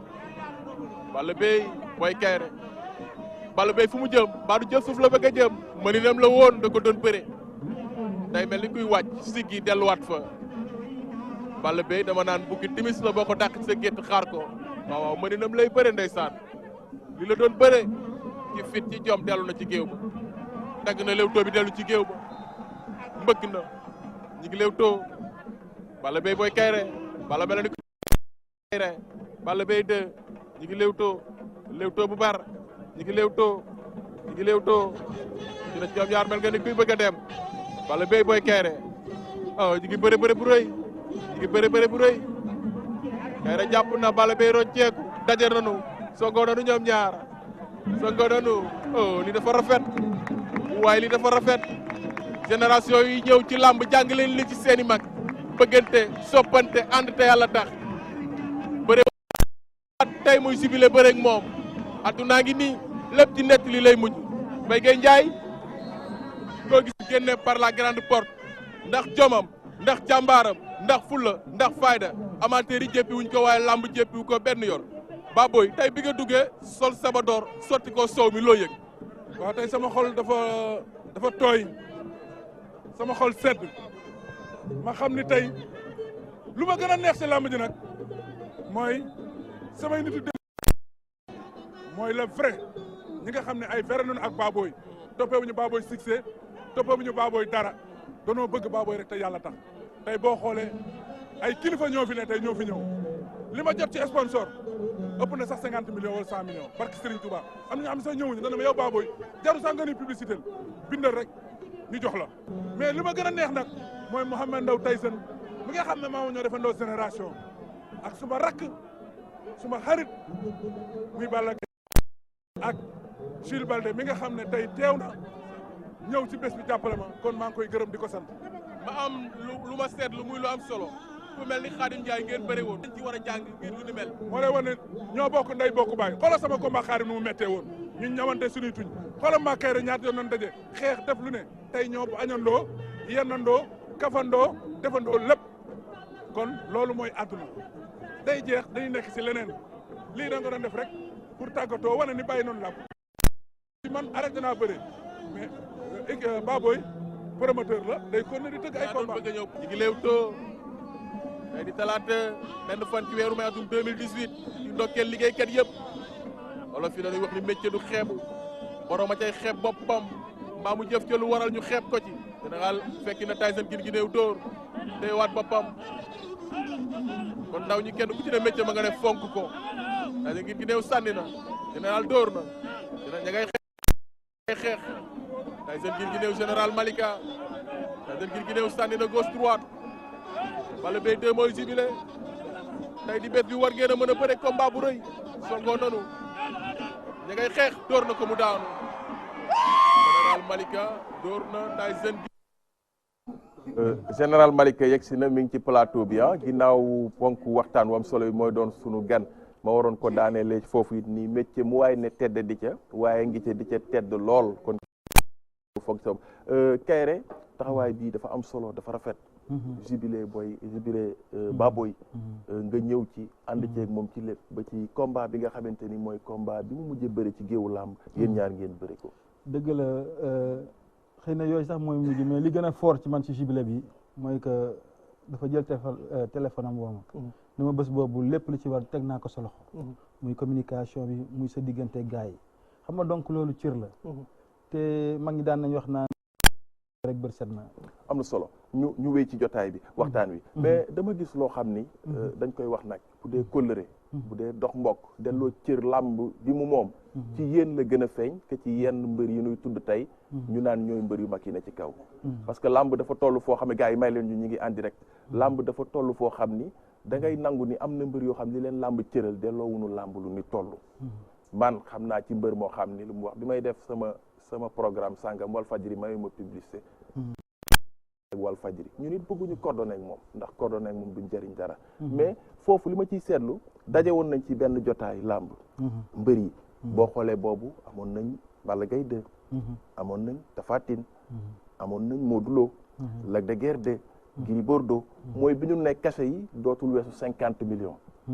ñu toog bokk jotaay boo xoolee foofu seen intérêt ñoom ñooñu mi ngi fa woon ñuy ay adversaires yoo xam ni ci jotaay boobu man gisoon naa ni làmb da leen di boole xeex boobu dafa dog mujjeetul dematul fenn mais ndax combat bi gis nga ni bu ngeen ko sumbee luy wéy lay doon ak ndax ñoom ñooñu ngeen di woo ñuy ñëw di ngeen leen sensibiliser ngir taxawaay bi ngeen am ci seeni rak ñoom it ñu delloo làmb cër gunge seeni rak Pape Alioune question bu am solo nga ma posé boo xam ne dinaa ci sawar a tontu lool parce que àdduna maanaam nit ki si àdduna bul xool si yow sa intérêt personnel toujours rek yow del xool intérêt commun bi tey jii ñun li seen intérêt la ñoom seen intérêt xale yi la suñuy jarbaat la suñuy doom ba sax suñuy sët parce que àdduna loolu moo fi am mais bul ne xëy na man tey jekk naa rek la gars yi di xeex suñu yoon nekk si loolu du àdduna ñun xeex bi ñu sumba nii ku si nekk di nga si gis sa bopp amul nag koo xam ne nag woow ñu la téléphone wala ñu dem sa kër waxtaan ak yow parce que tey làmb ji moom moo toll foofu tey yoon dañ la doo toog ba xam ne tey ji il est l'heure à sonner que tey ñun ñoo war a jël làmb ji téel ko suñu bopp parce que tey ji mi ngi ci làmb mbër bokk ci lépp loo xam ne tey mbër war nañ am ak ma wax naa ko turam mbër bokkati ci te loolu moo normal loolu nit ki liñ daan def ba bàyyi loolu xam nga dañ ñu ko war a dellowaat ñu téye ko ba tax na daal que ñoom ñu ñëw te dinañ ñëw sax parce que cette fois-ci xeex bi ñu songandoo ñun ñëpp a ko songandoo te bii kii mooy que ñii fi nekk nañ fi jógee ñun ñu ñëw jël li ñu moom par respect nag lañ koy defee dinañ ko tëb si yoon parce que xam nga bu njëkk xëy na sax ñoom daan nañ ñu tënk ci ay këyit comme li sama doom bi wax ne doo dañu ne pas plus en activité te loolu c'est pas une raison. même buñ nekkatul en activité ba tey ñu ngi si biir làmb. di tàggat xale yi di dem ci écurie yi di leen conseiller. di def si ñoom ay xam-xam yoo xam ne ñun moom lañ yoroon. kon ba tey ñu ngi en activité te règlement nit a koy def rek. nit a koy monter nit a koy dindi. kon li xale bi wax ñun activité boobu dañ koy dindi nga xam ne bu ñu nee lutteur association des lutteurs ñëpp dinañ ko gis seen bopp. te li ñuy wax mooy que ñun on lance un appel. au chef de l'État. que ne lii nii buñ ko négliger parce que ñun dañ te on le respecte beaucoup parce que dafa jël benn bijou bu 32 milliards jox ko làmb. kon moom le président am na fu mu ñu teg. parce que c'est le premier président boo xam ne moo jël li ñu toll jox ko làmb. kon tey ñun dañ koy delloo njukkal li ñu wax nag mooy que c'est simple li mu ñu defal gis nañ ko mais ñi nga xam ne tey jii ñoo fi nekk ñun ñooñu lañ bëggatuñu liggéey ak ñooñu. am na solo te bu fekkee ne ñooñu tey jii jëluñu ay mesures keroog ba su ñuy def inauguration arène nationale bi ba kenn du fa teg sa tànk. waaw def leen ndànk nag Pape Alioune ma ñëw. def leen ndànk. ndax seen. boo leen continuer di wax. di leen génnee ay révélation yoo xam ni ci yéen. di ngeen mujj noppi. ndax am na ay secret yoo xam ne dencal nañ leen ko. te boo leen noppi wu rek du baax. waaw. mën naa ci toll. waaw ñëwal ko nag ok ñu santaat di sant suñu père bu baax. li am solo ba am solo mooy question boobu nga wax. ñun xaaruñu CNG ci loolu. waaw question bi du loolu débat bi débat d'intellectuel la. kan ngeen di xaar CNG. c'est juste ñun xaaruñu CNG mu naan am xamal na ay. Le débat n'est pas là. Le débat n'est pas là parce que les injures sont les raisons de ceux qui ont tort. maanaam wax bu ñaaw wax bu tegginewul wala wax bu pour yàq deru nit. ku amul dëgg loolu mooy doon armam. ñun woowuñu ko ci loolu parce que nawloo nañ ko. lu mu bon suñu papa la. lu mu bon am na ñoo xamante ne respect bi ñu koy jox. boo leen noppiwul de. waaw léegi nag bu ñu noppiwul boobu. loolu du débat bi c'est pas ça le débat. on a dit que où il mit notre argent. xaalis bi nga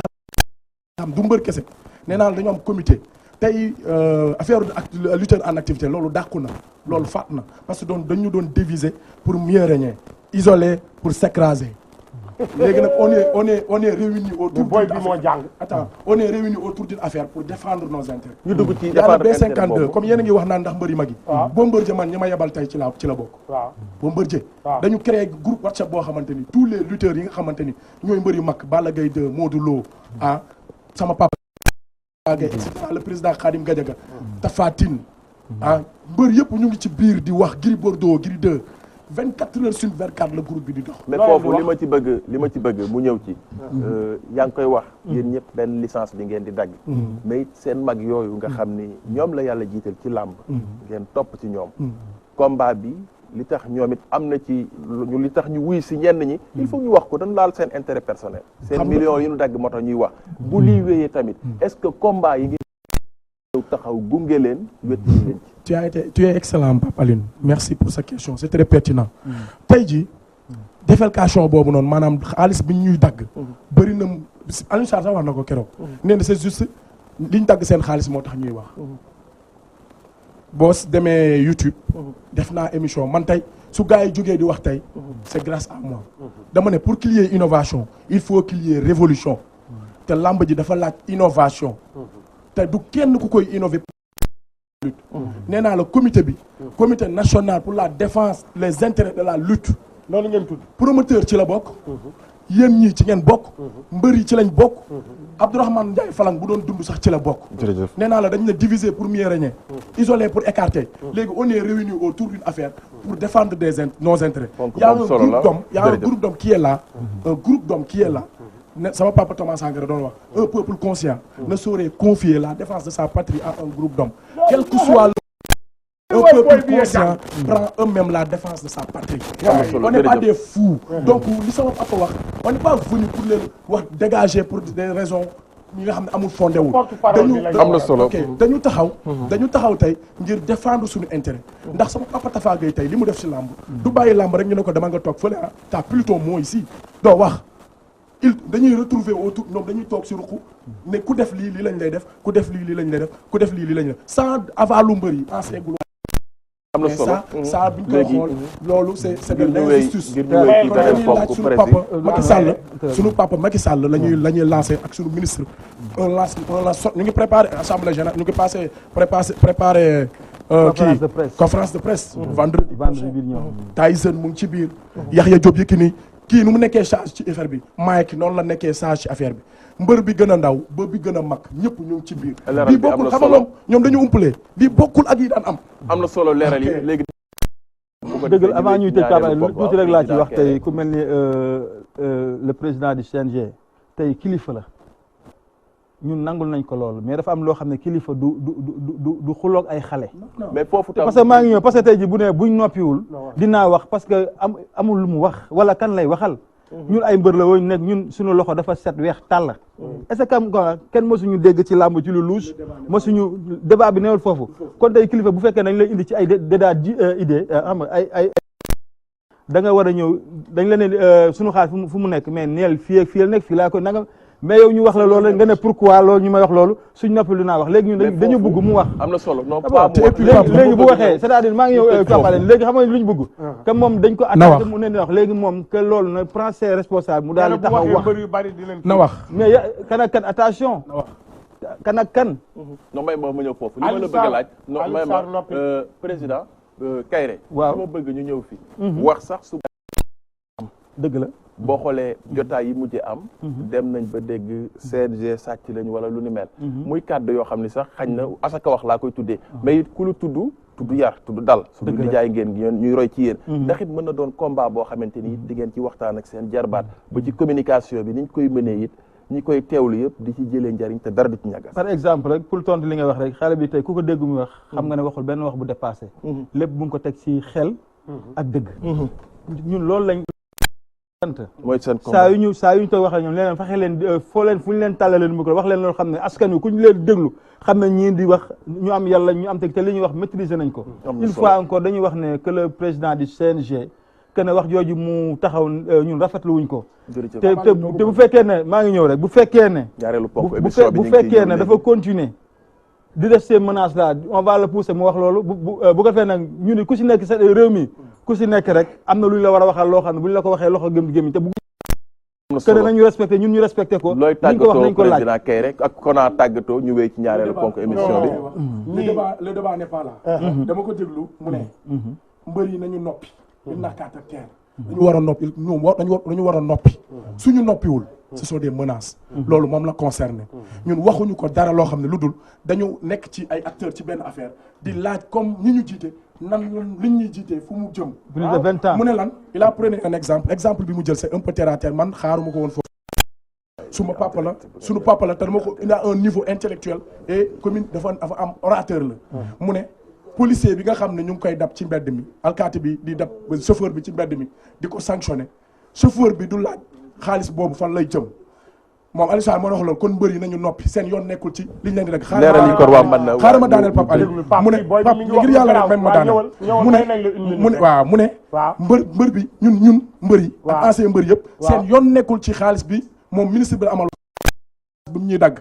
mu ne alkaati bi bu daggee chauffeur bi yoonam nekk si ma ne ko chauffeur bi du wax du ko laaj parce que bindal nañ ko këyit bu tax mu xam ne moom xaalisam trésor public la jëm te amul benn association un groupe d'hommes ou benn structure étatique boo xam ne war na mën a defalke xaalisu nit dugal ko ci poosam bu ñu daggee sanction xaalis pécuniaire dafa war a dem ci keesu nguur jërëjëf mais malheureusement ñoom xaalis bi fu ñu koy dugal tel n'est pas le cas ñun de ce que ñu xam ñun xaalis bi demul ci keesu nguur ça veut dire que ñoom xaalis bi fee lay jëm de poosu ñoo Aliou Sarr ñoo koy téye. ok loolu laa wax am na ku ko koy dencal de ku wóor. xam nga loolu laa man xam nga comédie bi baax na trop. mais il faut je suis très sérieux. je suis très sérieux là parce que li may def nii dafa am ñu ñuy déglu te ay kilifa lañu. comprendre li ma lay wax mooy amul benn structure ci jàng laa lay wax boo xam ne nit créé na ko état teg leen fi ñuy def felke xaalis ci ay nit te duñ ko dugal ci trésor public. malheureusement tel n'est pas le cas. kon dama koy tontu ni ko papa. suma papa nga. mais malheureusement ça exemple bi c'est pas bon. su daggee xaalisu policier bi li tax policier bi du ko laaj foo koy def. parce que policier bi xam na ni. trésor public waaw am na solo kon ñu tëjee foofu ngir mën a wéyal kooku day dem. looy tàggatoo ko na ñun malheureusement. looy tàggatoo waxuñu suñu xaalis bi ñu dem. looy tàggatoo ngeen ko laaj. looy tàggatoo donc l'heure de la révolution a sonné. looy tàggatoo looy jërëjëf looy tàggatoo. waaw li ñuy tàggoo rek mooy li nga doon wax léegi mbër mu ndaw ak mbër bu mag amul. ndax ku xeeb seen nguur doon baadoo la. man pour man je suis le roi des arènes. j'ai fait 7 combats 6 victoires benn défaite. jërëjëf kon sama palmarès man ñeme naa ko tiitaroo. affaire combat général warul kaas parce que mbër mu ndaw la man bi may def sortie dañ na ma Kona sa carrière c'est foutu ma ni leen révolution yi am ci àdduna yëpp ñi nga xam ne dañ leen a sous-estimé ñoo ko def Thomas Sankara Nelson Mandela ñeneen ak ñeneen te ñooñu laay référé wu. kon nañ ma rey xaaral ma daaneel waxtu wi def ñu dab nag dañuy wéyal programme bi ñi ngi jéglu baax a baax waxtu wi moo ñu dab président Kairé xam nga ñii dañu déplacé wu ñu bëgg a tënk ak ñoom lu ndaw rek ak bagaasu làmb bi ñu topp mu bëri. dëgg la xanaa li ñuy tàggoo mooy que yëpp c'est pour defar. waaw ku ñu xam ne le monde de la lutte presque depuis Abdourahmane Ndiaye ba Falang ba tey ñuy wax ak ñoom ñi mbër mësul jóg ne dañuy def marche wala dañuy def conférence de presse pour dal ñi nga xam ne c'est la première fois dans l'histoire de la lutte sénégalaise kon nga xam ne tey ji lii dafa jéggi daywa li ñu leen wax rek que collectif yi lu ñu wax daal mooy que cette équipe bi nga xam ne def nañ fi 20 ans que ñoom ñu dem ñun ñu def ay changement indiwaat ay yeneen nit pour amener du sang neuf pour Sénégal xam nga làmb dem sa kanam jërëjëf kon ci la ñuy ñu teewlu Jax xool Jax moom it li nga xam ni moom la mooy waxtaanu làmb bi nu séq ak moom dégg nga président Kairé foofu mi ngi ñëw ci bi nuy jubilé nee na licence yi ñu leen daggaloo nee na moom 100 000 la daggee woon licence Balla Beye de daggee 300 000 loolu it nañ ci jàng bu nu sunu ndijaay yi di jubilé ñu xool nu ñu leen di taxawoo ci organisation bi wutal leen fun ko mën a tëgge ñu xool Jax li nu waxtaan ak moom dellu si mbokk yi tombeeg ñaareelu ponk émission bi gan ñi ñu ci àndal wek si léegi am di ci sonn di ci def liggéey bu am solo liggéey bu yaatu boo ak lutte frappe la ñu bëgg ci séq ak moom jàngat bu yaatu Jax maa ngi lay nuyu. maa ngi lay fay bu baax a baax a baax Papa Alioune. Jax production dootuñu ko présenté ci làmb. ni ma ko waxee lutte simple lutte frappe yéen a ngi ciy def jéego yu am solo. waaw ça fait ren mooy 4e année bu ñu nekk ci làmb. donc bi may ñëw lutte simple daanaka presque laa doon def. après année bi ci topp ma commencé lutte avec frappe boole koog simple. mais liggéey bi ñu ci def boobu ba léegi vraiment mu ngi donné ses fruits. ndax lutte simple bi egg nañ ci léegi benn niveau boo xam ne vraiment niveau bu baax. tey atteindre guñu objectif yi nga xam ne moom laa bëggoon au départ.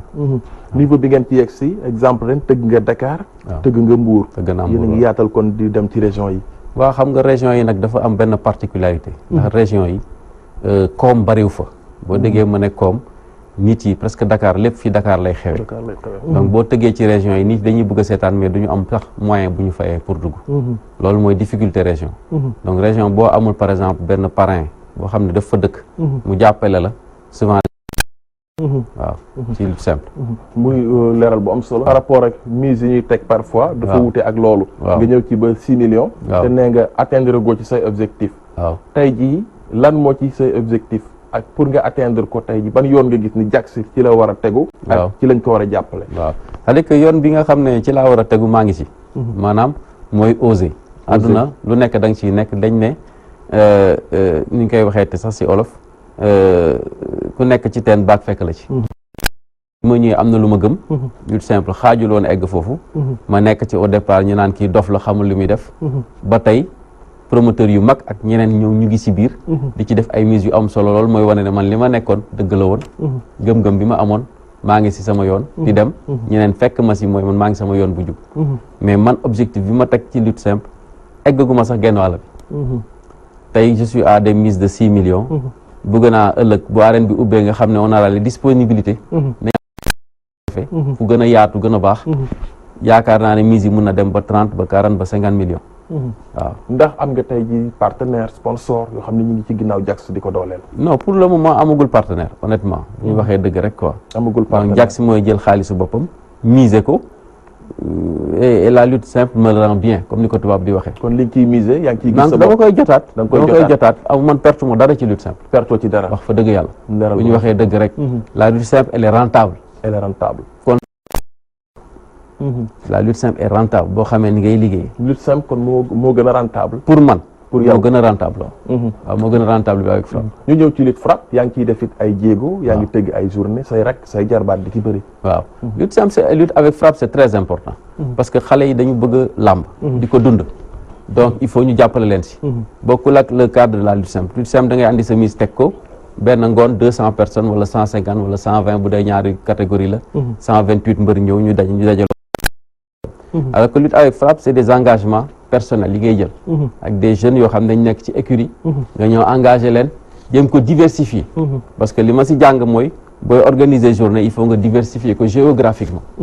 maanaam di nga am ñu jóge côté Yoff ñu jóge côté Diamaguène ñu jóge côté feneen. bu ko defee journée bi day am benn effet. boomerang boo xam ne ñëpp dañuy ñëwandoo. ñëppay ñëwandoo. waaw ci li ma si jàngagum daal.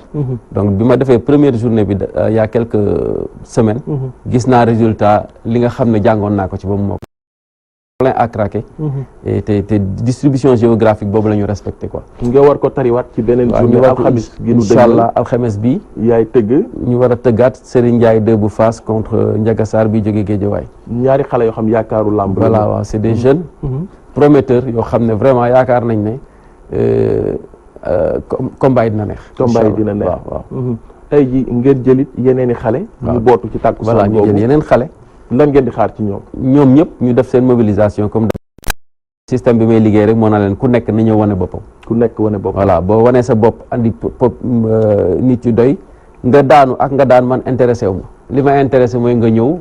bëre fair play andi mbooloo. surtout fair play bu ñu boobu paree am solo. ñu jëlaat la pour beneen journée nga bëriwaat. waaw bu ñu paree ci loolu it tëjoo sa saison mois de juillet ngeen di tëj. waaw incha allah am nañ ñaari journée ci juillet. am nañ le 15 juillet. muy dimanche lamb. à Dakar ñu ngi bëgg a amaat ensuite beneen ci Bargny. ci Bargny waaw. fin juillet. waaw diggante Dakar ak Bargny tundu làmb la. waaw mais tey jii liggéey bu mel noonu am solo boo ciy tëj sa saison. waaw amateurs yi fan lañ leen war a mën a xaar mu doon marque boo xam ni dañ ciy teg seen loxo. di leen fa xaar ci kattanu suñu borom ngir saison prochaine. waaw xam nga Bargny dafa nekk zone boo xam ne dëkku lébu la samay dëkku maam la. donc day am du point de vue folklorique leneen luy ñëwaat daal. maanaam ay gumbeeg ay affaires yi nga xam ne c'est des traditions purement lébu. donc lu ndax kiñ fa bëgg a tëgg fa la dëkk ñu am tuuti difficulté pour am adversaire mais buñ ko amee incha allah muy Quench buñ ko amalee adversaire dinañ ko fa tëgg bu soobee yàlla. waaw en tant que promoteur lamb fi mu toll ban jàngat nga ci tënk. waaw lamb ji mu ngi dox. parce que boo xoolee ren li fi am ren musul am ci lamb. li fi am ci li ma fekkee man. ndax champion yi bëri nañ. ba ñu naan ndax champion yi du ñu amaat beneen deuxième journée ci année bi. loolu musu fi am. musu fi am. da nga daan toog ci benn saison fin de saison le champion yi di daje. combat ngay am ñi si des xaar déwén. ren ñëpp bëri nañ. ñëpp bëri nañu. ba ñu naan nañ dolliwaat. kooku macha allah kon mu ngi dox. mu ngi dox waaw looy dolli mbër yi. ah bëri nañ góorgóorlu rek te discipliné. gis naa coow li bëri na temps yi trop. lamb nag dafa bëri coow mais coow jaru ko fi. parce que lu nekk dafa am ay tegle ak ay tere. booy dawal oto. booy passé permis. dafa am ay code yu dañ la naan fii ngay jaar lii lañ la tere lii ngay def lañ. lamb ji tamit c'est comme ça. mbër yi dañu war a tënku ci liñ leen tere ñoom it. jàng règlement d'abord. lu waay di def lañ la ci autorisé. da nga ko war a xam. lañ la tere da nga ko war a xam. liñ la tere nga ba ko wala nga moytu ko au maximum. liñ la autorisé nga ne si. mais boo ñëwee liñ la tere nga def ko sciemment. wala nga def ko ñu sanctionné la nga mer ne sanction bi warul am. yaa nekk ci erreur. parce que bi ngay commencé avant nga siy dugg xamoon nga ne lii dañ la ko tere. foofu la point bi nekk. voilà. muy point bu am solo. par rapport ak dagg bi boo xoolee. wërsëgam toll liñ koy dagg xañ na moo ni toll mbër mu ndaw mi it cachet bi mu am. li muy néew bu juumee liñ koy dagg xañ na fa lay yem moo tax kenn du ci bàyyi xel. waaw non kooku proportionnalité la. su ma nee 10%. laay dagg 10% de 100 000. ak 10% de 10 millions du benn. du benn. mais pourcentage la. alors pourcentage boobu ñoom ñuy mer ci ñu mag ñi mais moo dal ñu ndaw ñi. moo dal ñu ndaw ñi. yat bi dal ñu mag ñi moo dal ñu ndaw ñi ni mu dalee ñu. cachet yi ñoo proportionnel moo tax daan bi metti si ñële dañ naan jël nañ ci kee 5 millions alors que bu dee mbër bu ndaw bi 30 am 50 000 am la fa dese ñu jëlal ko 36 000 mu des 11 000. mu des 14 000.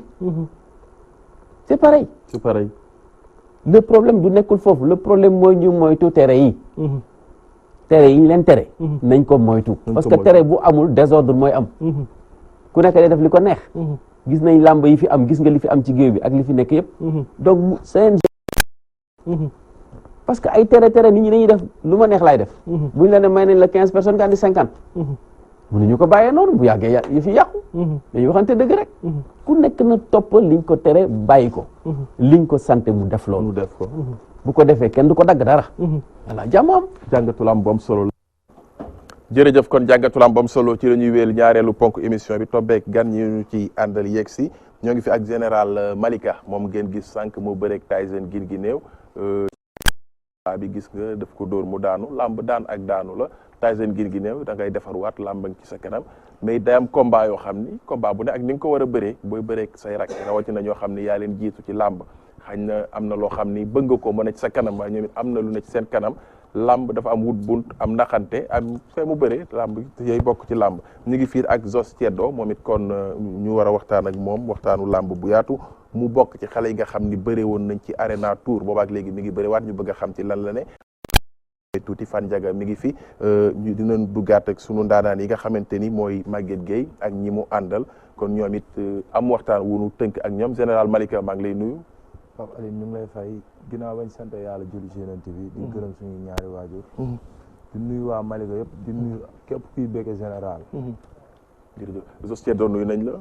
waa Pape Aline ñu ngi lay fay ginnaaw bi ñu sant yàlla julli ci Yonent bu tedd bi di sant suñu ñaari waajur bu baax a baax di sant tamit waa ak gars yi na àndal nii bu baax général am na ci loo jógee am na it combat boo xam ne ci nga ñëw bëri ko dëggal ci sa bopp wan na ci sa bopp bu baax a baax nga bëri ci ak Tyson Guinguinéo ni ma ko waxee combat bi yan bunt la war a mën ubbil général tey ginnaaw bi mu ci jógee waaw comme li ñuy wax rek Pape Aline ñun ay xale lañ nekk ci làmb gëm ko te gëmantuñu ko dañuy dund làmb dafa nekk si ñun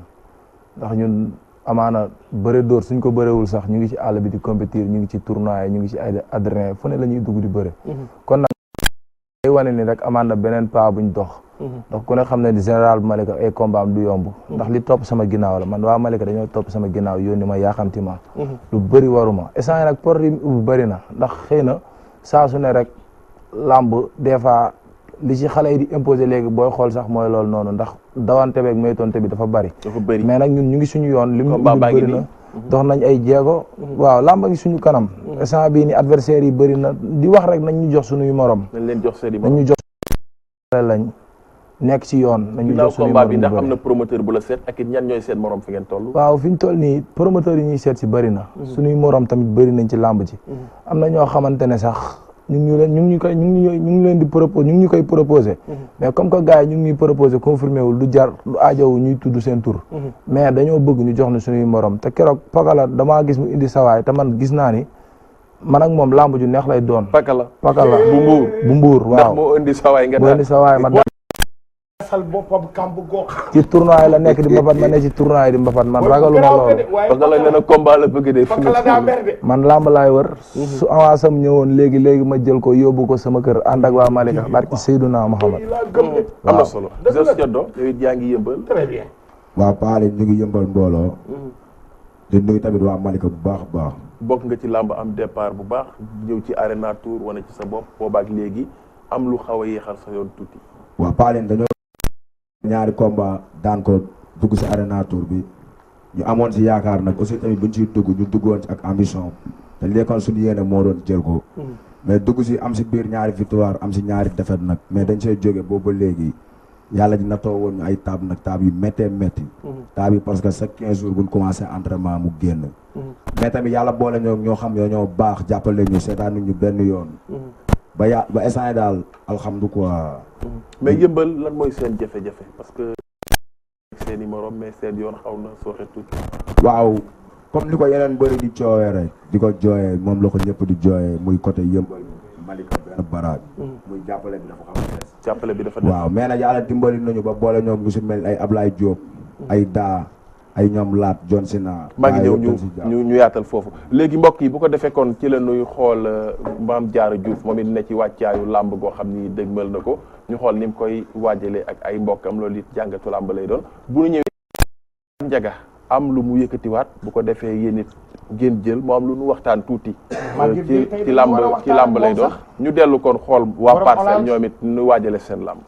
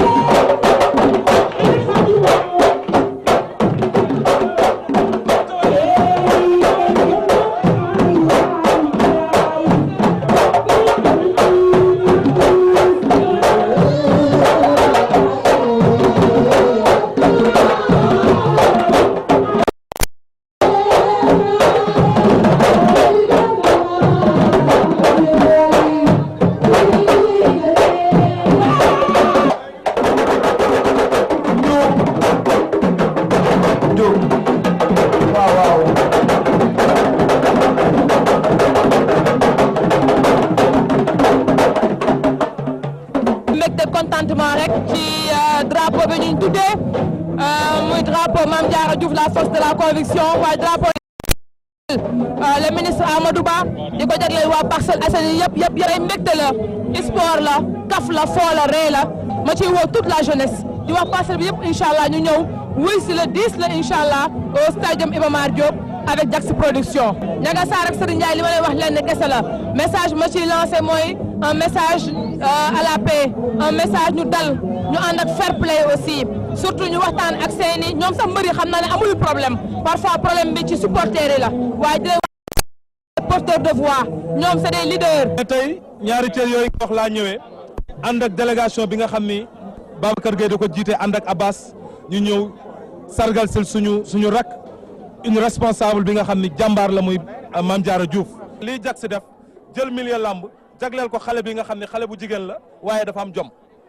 am na jom ci fi muy liggéeyee am jom ci Parcelles Assainies am jom ci politique bi moo tax may lancer appel lutteurs yi nañu xool comme ci modèle Mame Diarra. nga am ba jël suma avance ma la ñaan si kattan ak sa mën nga taxaw nga dëggal sa bopp si jëmi boppam daa desee xam kuy Ndiaga Sarr moo tax nga jël suma avance mais jum nga maa ngi dalal jàmm ak salaam maa ngi dalal mën naa la dëkk nga ñëw si gaawaay mën naa may nga tuus loolu si ma kaamee jël ko ma may la ko bisa ma koy fesal tuus bu neex ma tuus bu neex ma jàppala jota sa koñ et sa gañ incha allah loolu wax yu yàqu la doo attaqué doo koñe doo gañe xam nga bu baax li ma la doo attaqué doo koñe te doo gañe te bis ba da nga taxaw dëggal sa bopp bi ngaay di ko leen yow yaa ma xamul yow boo lay tax des yaa ma xamul mosoo bëri combat 2 minutes ah sa ñu dit booy sa taag tur sa koñ et sa gañ sa papa damaa yónni yàkkam ci ma xar ki Serigne Sarr dañ maa yónni yàkkam ci ma te kii mënu maa dee si yónnee bi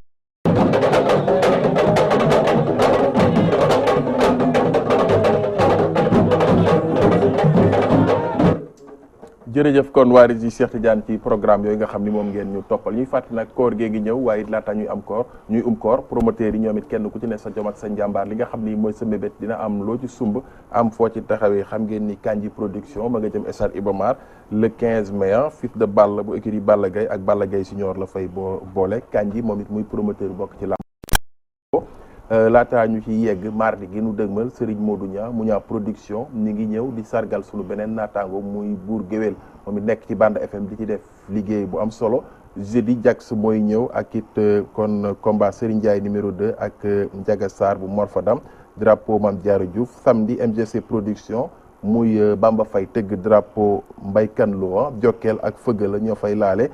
muy combat boo xamante ni it am na yeneen i combat yu nu bootal tàkkusaan gi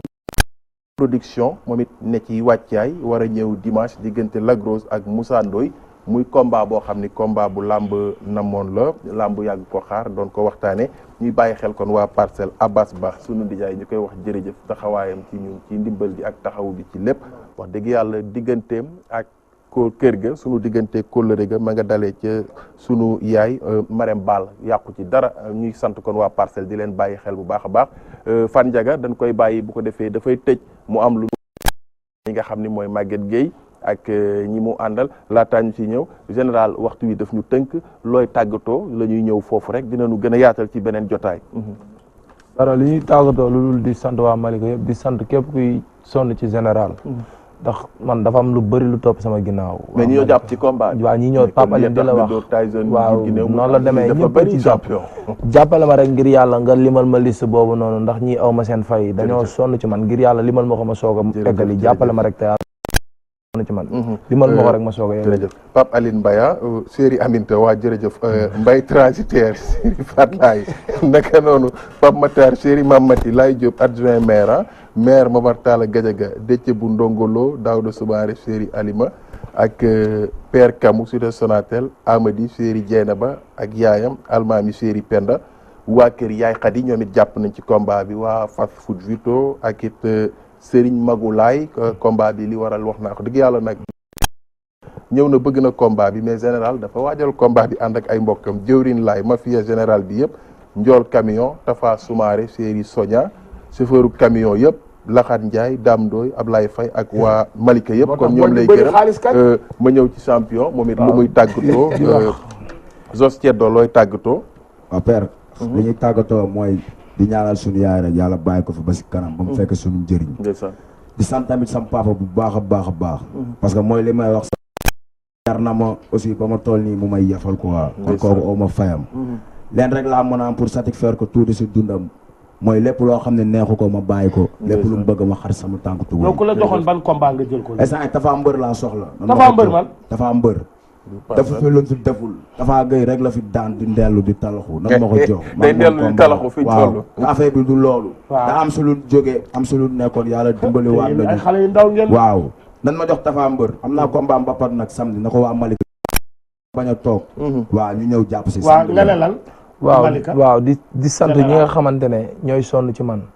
ak sama famille samay mag man mën naa ne dama teel a ñàkk waajur mais jooyu may waajur samay mag dañ maa taxaw ku ci mel ni sama mag Babacar Issa su ma nee Babacar rek lim naa ñëpp ñoom Daawda di nuyu gars yi yëpp ak sama mafia bi booy yi sonn ci man barki Seydina Mohamed oma seen fay booy dañuy dajale seen dërëm ak seen ñaar dërëm barki Rasulillah di def ci man booy yëpp booy yi may àndal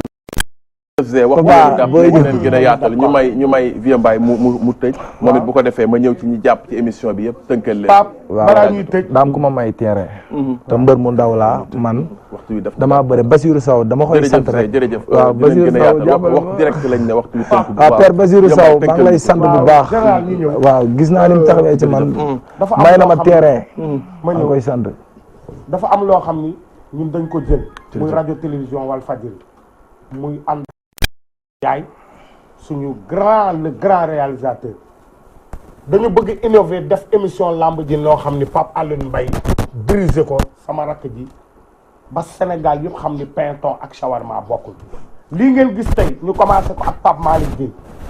doomu Pape Malick Gueye ji di Maguette Gueye borom Hollande noonu la ñuy continuer ak tëggkat yëpp dimanche prochain booy yi tëggal cité ñooy ñëw beneen dimanche bi avant koor gi noonu lañ koy jàppee ba saison bi tëj kon boog ñu ngi spectateur yi. jërëjëf kon Vieux Mbaye am na solo. waaw bu ko defee ñi nga xamante ni ñoo jàpp ci émission bi. ma ñëw ci ñoom ñi jàpp ci émission bi olof yi ñooy wax ni jàppal goo dégg am na ku ca téye suñu nijaay Cheikh Niang bu Lansar jërëjëf ñu koy jaajëfal. Massil la di caméraman Walf TV mook Alaaji Saliou Bey def nañ ci liggéey bu am solo. Barak Mbaye fare ci montage bi naka noonu AMTV Bas Joxaane moom it ñu koy nuyu bu baax di ko bàyyi xel mbokk yi kon tàggatoo bi mooy sant ñëpp gërëm ñëpp Maguette Gueye waaw. ginnaaw bi ñu sant yàlla sant suñu ñaari waajur ñu ngi sant waa Walfadjri yëpp di sant képp kuy seetaan Walfadjri jërëjëf vraiment di kontaan trop si invitation bi parce que yàlla def na ni sax amuñu woon jot mais Vieux Mbaye bu wootee ak Papa Alé dinañ ñëw parce que émission lamb moom vraiment ku ne xam ne tradition la muy suñu tradition ku ne amuñu lu dul sabar yi nga xam ne fu ñu dem tey moo ñu fa yóbbu sabar yi la di sant suñuy wayjur ndax ñoom ñoo ñu tette ci lii ba ñu mën ko tey muy alaaji Pam Malick Gueye ñu koy ñaanal yàlla na fi yàgg te wér ak ajaratu Ndey Isa Seck suñu yaay jooju nga xam ne moo tax jooy ñu dara ñu koy ñaanal yàlla na ko yàlla may gudd fan ak wér di leen wax ne nag ñu suñuy rakk rek la ñu àndal di leen tette nekkuñu fi woon ñoo ngi woon Hollande nekk ci ay liggéey démb nga ñëw démb laa ñëw tey si suba Vieux Mbaye wooma moo tax ñu déplacé wu vraiment ñun artistes yi kenn ku ci nekk yaa ngi ci li nga war a ne parce que ku ne ci li nga ne yaa ngi ci bay sa waar professeur Khadim Rasoul Thiam may ko bu ko defee voilà mais Pa Lamine Dabo waaw di wax ne vraiment aar dafa am fu mu nekkoon am fu mu nekk léegi c'est parce que sabar yi li may wax chaque jour rek kenn waru koo caaxaane parce que ku xool te tey ndam si yàlla suñu maam Doudou Rose yàlla na suuf sedd ci kawam li mu def ci aar ñun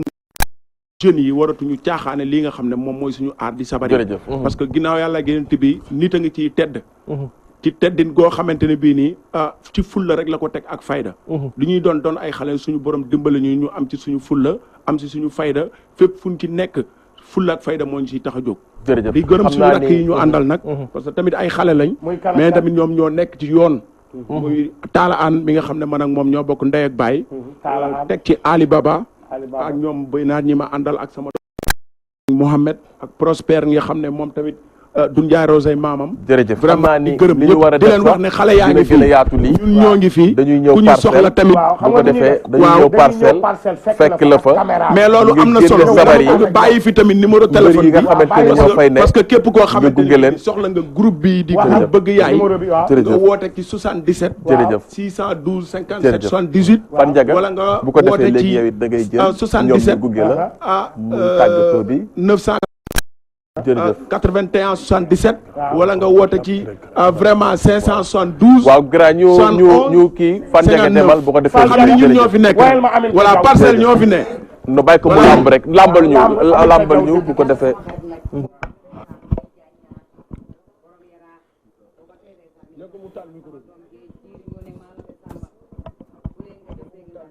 yaay sa yaay ma xaay sa baay barki Sëriñ Fallou Mbacke fu ma ne yaa ngi sama ginnaaw demal ak moom foo ne mi ngi sa sama ginnaaw rakk ji mbay sàmm ànd ak ndem fay kii ñoo bokk baay ay waay maay fayaat maay mbarga mu fayaat maay fan jaga ngeen di dégg muy daanaan maay fayaat maay dafa doon muy ni ma ko waxee ay papa ci baayam mbay def ko baax nga maay fayaat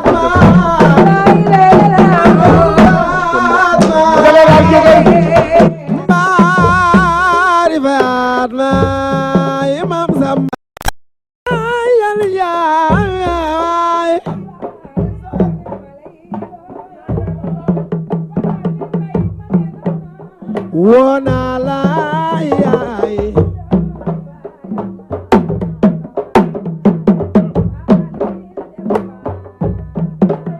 mbaari faat ma margam faat ma mbaari faat ma sama yaay yaay yaay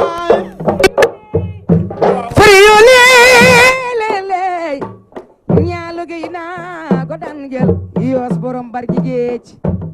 mbokk mi ay Basiru Fay man de dama lay yoo baab ge yoos ay waay seeti jan njaay waay la samba alaaji masa sambay sa baay siriya maay waay Babakar ay waay paalin may kumba salay sa yaay waay Habib maay sa baay siri amit sa may jiri ngoone maala be samba kolege ja seng naat ay waay gewli jandaat ak geer ya jandaat ko ci woo ñu ni la maala be samba Seydou may sama doom ji jiri ngoone sa maam ay waay alaaji basaay sa baay mo la samba siri ay sak siri yaama waaye Samba Ndour mooy borom Touba Samba Ndour ay waay meer jama yaayam man ñi lay réeré dañ ma la jol Ndour waari meer gaan man na ma naa la waaye sama mag jaage yow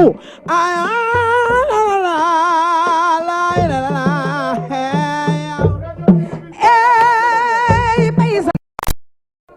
Ibrahima ay sa baay ana ndeem la yoo sama mag ji laay wayalooy mooy Asu Kayta kooku Ndella Diouf yaayam waaye Salif Diouf ay maamam soxna gaw laay yaayam kooku Mbeen Njaay la bokkal yaay waaye Ndoye la bokkal yaay ay waay Penda Caam la bokkal yaay dogo faay ak Maawa Joor Kumba Samba yaay Jaloor ay waay Maguette Diouf ay yaayam Samba Caam ay baayam ca daxurey gaay sa maam ay waay Asu Kayta sama mag ji laay woo jañ ñaar Siri Joda Mbaay may ñëwal yow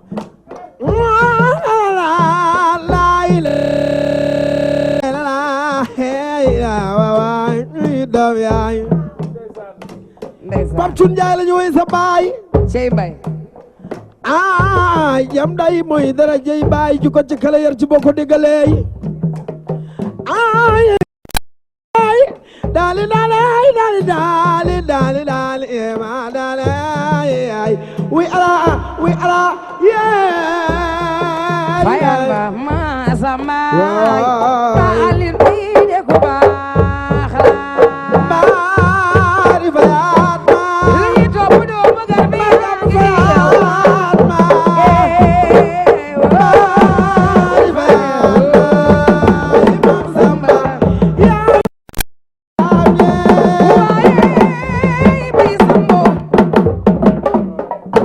Ibrahima sa baay sama rak jaagi ni waaye Seydou Mbaye jéeri ngoone sa maam maa la be sama ku lekk ja sekk daan sama doom ji laay way ma faali ku ma daatay sa maam góor Njaay sa maam waaye Pape Thioune Njaay sa baay ay waay yoos borom bari ñi géej dama tay di la woo ndax dama ñëw sa kër nga teral ma ay waay mbay nañu baale